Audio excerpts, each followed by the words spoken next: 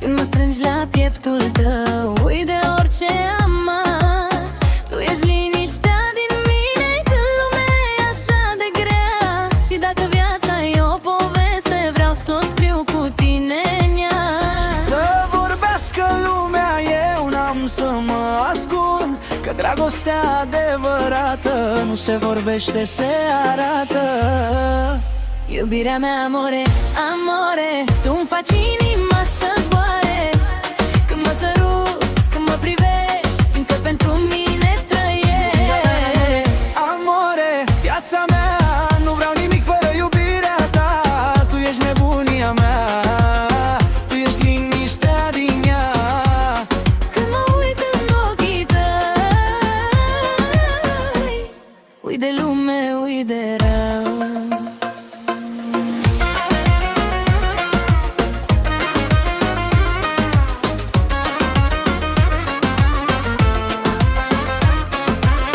N-am nevoie de palate, nici de bani, averi și lux.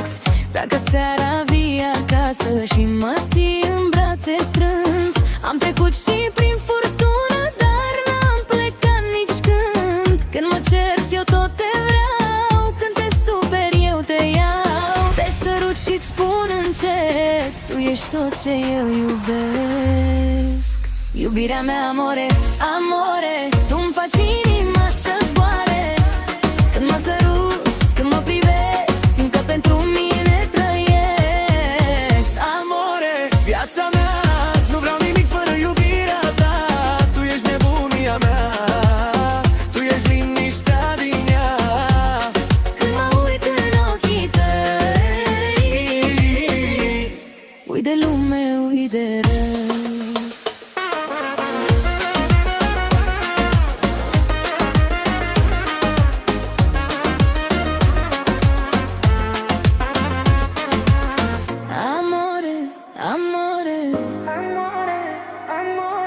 Tu ești tot ce mi-am dorit,